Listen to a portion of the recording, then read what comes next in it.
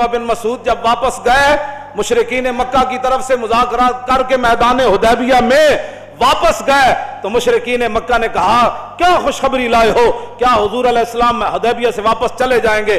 کیا ہمارا مکہ بچ جائے گا فتح ہونے سے؟ کیا عرب کے اندر ہماری حکومتیں رہیں گی؟ یا رسول اللہ غالب آ جائیں گے؟ اس نے کہا نہ پوچھو۔ انہوں نے کہا کیا ہوا؟ انہوں نے کہا اے قوم واللہ لقد وفدت علی الملوک ووفدت علی قیصر وکسری والنجاشی واللہ ان رأیت ملکا قط یعظمہ اصحابہ ما یعظم اصحاب محمد محمدا۔ انہوں نے کہا کیا پوچھتے ہو؟ میں بڑے بڑے درباروں میں گیا، میں قیصر و کسریٰ کے دربار میں گیا، میں نجاشی کے دربار میں گیا، لیکن جو منظر میں نے محمد عربی کے دربار کا دیکھا میں نے کہیں نہیں دیکھا۔ اس نے کہا کیا دیکھا؟ انہوں نے کہا واللہ ان تنخم نخامتا الا وقد فی غف رجل منہم فدلک بها وجهه وجلدہ۔ اس نے کہا میں نے دیکھا کہ جب نبی علیہ السلام مبارک تھوک زمین پر پھینکتے ہیں تو 1400 صحابہ ہاتھ لے کر دوڑ پڑتے ہیں، حضور یہاں پھینکے، حضور یہاں پھینکے۔ اور جب حضور تھوک مبارک پھینک دیتے ہیں پھر وہ اپنے ہاتھوں پہ مل کر اپنے منہ پر ملتے ہیں ایسے کر کے۔ وَإِذَا تَوَضَّأَ كَادُوا يَقْتَتِلُونَ عَلَى وُضُوئِهِ۔ جب رسول اللہ وضو فرماتے ہیں تو وضو کا پانے لینے کے لیے صحابہ ایسے دوڑتے ہیں، قریب ہے کہ ایک دوسرے کو قتل کر دے کہ یار زور کا تو نے لیا، اثر کا تو مجھے لینے دے کم از کم۔ وَمَا يُحِدُّونَ النَّظْرَ إِلَيْهِ تَعْظِيمًا لَهُ۔ فرمایا ایسے آنکھ اٹھا کر بھی حضور کی طرف نہیں دیکھتے، کہیں دیکھنا بھی بے ادبی نہ بن جائے۔ وَإِذَا أَمَرَهُمْ ابْتَدَرُوا أَمْرًا۔ حضور ایک کو حکم دیتے ہیں جاؤ جا کر یہ کام کر کے آؤ، 1400 صحابہ اس حکم کو بجا لانے کے لیے دوڑ پڑتے ہیں۔ زاں کے ملت را حیات از عشق اوست اور برگو ساز کائنات از عشق اوست۔ اقبال کہندہ فرنگی را دل زیر نگینست۔ اقبال کہندہ آج تک فرنگی ایک دل تے قابو نہیں پا سکے۔ متاعو ملک است و دین است۔ انہاں کیوں نہ ملکاں تے قبضہ ضرور کیتا ہے لیکن دین تے قبضہ نہیں کر سکے۔ کیوں جی خداوندے کے در تحفے حریمش۔ اقبال کہندہ جتنے چمچے کٹ سے گئے وائٹ ہاؤس کا طواف کرتے رہے اور ملکہ برطانیہ کا طواف کرتے، خداوندے کے در تحفے حریمش۔ کہندہ وہ جتنے تمہارے چمچے کڑچے گئے یا حکومتیں کرتے رہے اور تمہارے دروں کا طواف کرتے رہے، صد ابلیس است یک روح الامین است۔ کہندہ لکھاں ابلیس ضرور گئے لیکن محمد عربی کا ایک غلام بھی تمہارا طواف کرنے کے لیے نہیں گیا۔ یہ بات ہے۔ تم کیا سمجھتے ہو حضور کا دین ایسے چلا جائے گا؟ نہ یہ دین اپنی پاور رکھتا ہے۔ اس لیے اس دین پر کوئی غالب نہیں آ سکتا۔ ملکوں پر تم نے قبضے کر لیا، یہاں بھی 100 سالہ برطانیہ رہا تو 1947 کے بعد پھر حضور کے غلام میدان میں آ گئے۔ تم نے ہمارے کیا چھوڑا؟ یہاں تو کوئی چیز ہی نہیں چھوڑی۔ ہماری عزت تو یہ ہے بمصطفیٰ برساں خیش را کے دی ہماؤز گرباؤ نہ رسیدی تمام بولابیس۔ امت مسلمہ کی وجہ پتھروں سے نہیں ہے، ہیروں سے نہیں ہے، تیل کے کنویں سے نہیں ہے، روٹی سے نہیں ہے، سڑکوں سے نہیں ہے، جہازوں سے نہیں ہے۔ امت مسلمہ کی عزت محمد عربی کی غلامی کے اندر نہیں۔ تم نے جس کو عزت والی باتیں سمجھی ہیں وہ تو ہمارے بڑوں نے، صحابہ کرام نے۔ حضرت نعمان بن مقرن آئے جب یزدگرد کے دربار میں، اعلیٰ قالین بچھے ہوئے تھے اور بڑے بڑے قیمتی، تو آپ نے اپنی تلوار اور نیزے سے ان کو پھاڑنا شروع کر دیا۔ وہ کہنے لگے یہ تو ہم نے آپ کی عزت کے لیے بچھایا ہے۔ جب آپ کرسی پر بیٹھے تو وہ سونے کی بنی ہوئی تھی، آپ بیٹھے تو فوراً کھڑے ہو گئے۔ تو یزدگرد کہنے لگا کہ آپ نے شاید کبھی سونا دیکھا نہیں ہے، ہم نے تو آپ کے احترام کے لیے، آپ چونکہ ہمارے مہمان آئے ہیں اور مذاکرات کرنے کے لیے آئے ہیں، سعد ابن واس کے جرنیل جو آپ کے ہیں انہوں نے آپ کو بھیجا، تو ہم نے آپ کے اعزاز کے لیے سونے کی کرسی بچھائی ہے، پہلے تو آپ نے ہمارا قالین پھاڑ دیا، تو اب آپ سونے کو جو ہے اٹھ کھڑے ہوئے، فرمایا سننا ہے تیرا قالین میں نے اس لیے نہیں پھاڑا کہ مجھے کو اس قالین سے دشمنی تھی، یہ جو تو نے بچھایا تھا یہ ریشم کا تھا اور ہمارے آقا و مولا نے ریشم سے کے استعمال سے منع فرمایا، اس لیے میں نے اس کو پھاڑ دیا، باقی رہ گیا یہ سونا۔ تو یہ کہتے ہیں ہم نے دیکھا نہیں ہے، سونے کو پک طرف کر، یہ سونا میں نے اس لیے اوپر نہیں بیٹھا کہ ہمارے آقا و مولا نے اس سے منع فرمایا ہے، سونے کی تعظیم میں میں نہیں کھڑا ہوا، اپنے نبی کا حکم ماننے کے لیے میں کھڑا ہوا۔ یہ ہے وہ باتیں جو اسلام کی ہیں، تو جنہوں نے نہیں پڑھا وہ یہاں بھی امت مسلمہ کو گمراہ کر رہے ہیں اور گمراہی کی باتیں پھیلاتے ہیں۔ آپ اپنے کان بند کر دیں، اگر ہم کوئی آپ کو گمراہی کی بات بتا رہے ہیں بے شک اپنے کان بند کر دیں، اور اگر آپ کے کان میں وہ بات جا رہی ہے، کیوں جی قادت القلوب ان یتیرا، قریب سی کہ وہ دل بھی جڑے نا جدوں بیت المقدس آزانا ہوئی نا الحمدللہ معز الاسلام بنصری و مذل الشرک بکاری. جب صلاح الدین ایوبی بیٹھا، پوری فوج بیٹھی، تو محی الدین بن زکی نے جب یہ خطبہ پڑھا نا، وہ قریب تھا کہ اذانیں جب ہوئی تو قریب تھا سارے مسلمانوں کی روحیں بھی پرواز کر جاتی. تو اگر ہم آپ کو ایسی باتیں سناتے ہیں حضور کی عشق اور محبت کی کہ قریب ہے کہ آپ کی روحیں بھی اوپر اڑ جائے، تو پھر آپ کان بند نہ کرے. اور وہ بندہ جو آپ کو ایسی بات سناتا ہے کہ در رسول سے دور کرتا ہے، پھر آپ کا حق بنتا ہے آپ اپنے کان بند کر دے. انہوں نے کہا پیچھے ہٹو، کوئی یار دی گل سنا ملا، نہ لمے پینڈے پا ملا، نہ علما وچ پھسا مل. بس یہی بات ہے، یہی لبیک کا مقصد ہے. اگر کسی کو کوئی تکلیف ہے تو یہ تکلیف قرون اولیٰ سے لے کر آج تک تکلیف وہ جاری ہے، وہ تکلیف تو رہنی ہے. جب تک حق اور باطل ہے تو وہ تکلیف رہنی ہے. جب تک محمد عربی کے غلام موجود ہے اور حضور کے دین کے دشمن موجود ہیں، موسیٰ و فرعون و شبیر و یزید، ایند و قوت از حیات آمد پدید. اقبال کہتا ہے حق اور باطل کی ٹکر شروع سے چلی ہے اور تا صبح قیامت یہ جاری اور ساری رہے گی. لیکن امتحان حق والوں کا ہے کہ وہ کب تک کھڑے رہتے ہیں. وہ جب کھڑے ہو جائیں گے تو پھر مدد ضرور آ جائے گی، اور اگر وہ بزدلی اختیار کریں گے تو پھر بزدل قوم کی مدد نہیں کی جاتی.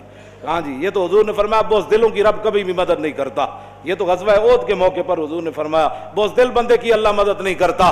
اور اس کے لیے پہلی شرط بھی یہ ہے، جنگ یرموک میں جب صحابہ کی لڑائی لمبی ہو گئی تو مسلمان خواتین نے صحابہ کو صرف مدینہ منورہ سے اتنا سارا ایک جملہ لکھا، لمبا خط نہیں لکھا، صرف اتنا ایک جملہ لکھا. فرمایا مسئلہ کیا بن گیا، اتنی لمبی لڑائی کیوں ہو گئی؟ انتم انصار اللہ. فرمایا کان کھول کر سنو، اور کسی نے دین کی مدد نہیں کرنی، تم ہی دین کے مددگار ہو، تم ہی دین کے مددگار ہو. تو یہ تاخیر کیوں ہو گئی جنگ یرموک میں؟ وہ جو جملہ ہے وہ آپ کے لیے اور میرے لیے تمام کے لیے مینار نور ہے. وہ فرمایا انتم انصار اللہ. کلمہ ہم نے پڑھا ہے تو ناموس رسالت کی بات بھی ہم نے کرنی ہے. کلمہ ہم نے پڑھا ہے تو تکالیف بھی ہم نے اٹھانی ہے. کلمہ ہم نے پڑھا ہے تو رسول اللہ کے دین کو تخت پر بٹھانا بھی ہمارا کام ہے. کلمہ ہم نے پڑھا ہے تو کفر کے سامنے ایسے کھڑا ہونا یہ بھی ہمارا کام ہے. آج کلمہ جو ہم انتم انصار اللہ، فرمایا تم ہی دین کے مددگار ہو، تم ہی اللہ کا مددگار سے مراد دین کے مددگار. آخری جملہ یہ اپنے کانوں کے اندر اس کو ایسی جگہ دیں، گھر کے تو سارے کام تیرے چلتے ہیں، جب دین کا مسئلہ ہے تو کل پر ڈال دیتا ہے. حضرت سیدنا صدیق اکبر نے حضرت عمر کو جو وصیتیں کی نا لمبی چوڑی، ان میں سے ایک یہ بھی تھی. فرمایا عمر بہت سارے اللہ کے معاملات ہیں جو رات کو کیے جائیں تو وہ دن کو، رات والے دن کو قبول نہیں کرتا، دن والے رات کو قبول نہیں کرتا. معنی یہ تھا کہ دن والا کام تو نے رات پر نہیں ڈالنا اور رات والا کام دن پر نہیں ڈالنا. بہت سارے معاملات ایسے ہیں جو اللہ رات کو ہی قبول کرتا ہے اور دن والے دن کو ہی قبول کرتا ہے. تو یہ حضرت عمر کو وصیت تھی کہ میں تو جا رہا ہوں، یہ نہ ہو کہ کیسر و کسرا فتح ہونے میں تاخیر ہو جائے. میں تو جا رہا ہوں، میں تو ہموار کر کے ساری زمین، یہ نہ ہو کہ حضور کا دین پھیلنے میں کوئی ایک لمحہ بھی تاخیر ہو جائے. ہاں یہ حضرت عمر کو صدیق اکبر نے فرمایا آج دین کیوں نہیں تخت پر آ رہا؟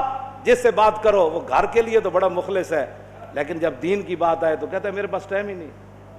میں آپ کے لیے دعا گو ہوں. بھائی دعا گو جن کا ہم کام کر رہے ہیں نا وہ دعا ہمارے لیے فرماتے ہیں. ہم نے تیرے لیے دعا کی درخواست نہیں کی، تو دعائیں کرتا رہے لیکن عملاً آنا میدان میں کام کر دین کا.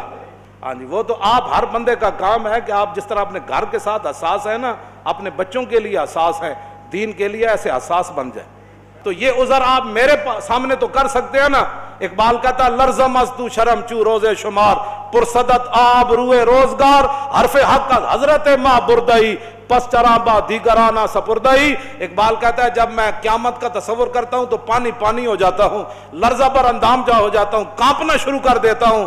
کیوں؟ کہا کہ قیامت والے دن جب رسول اللہ نے پوچھ لیا کہ اقبال اس دین کے لیے تو میں بدر سے لے کر تبوک تک گیا، میں نے 13 سال مکے میں گزارے، اور بتا لوگوں نے مجھے یہاں پتھر مارے، میرے چچا جان کے جگر اور کریجے نکالے اور سارے معاملات ہوئے، بتا تو نے میرے دین کے لیے کیا کیا؟ ایک سوال ہی کافی ہے امت کے لیے. تو کیا کہے گا امتی؟ پھر کیا عذر کرے گا؟ آذا یوم لا ینطقون ولا یوزرنہم فیاض. سورہ مرسلات کے اندر اللہ نے فرمایا وہ دن وہ ہوگا جس دن کسی کو بولنے کی اجازت نہیں ہوگی. ایتھے تھے لوگ بڑھ کر دیں نا، وہاں تو زبان پر مور لا دیجئے. اور ولا یوزن لہم فیعتذرون، اور یہ بھی اجازت نہیں ہوگی کہ بندہ معذرت کرے کہ نہیں جی میرے پیٹ میں بڑا درد تھا اس دن. معذرت بھی نہیں، بولنے کی بھی اجازت نہیں. بتاؤ پھر قیامت والے دن حضور کے سامنے کیسے پیشی ہو؟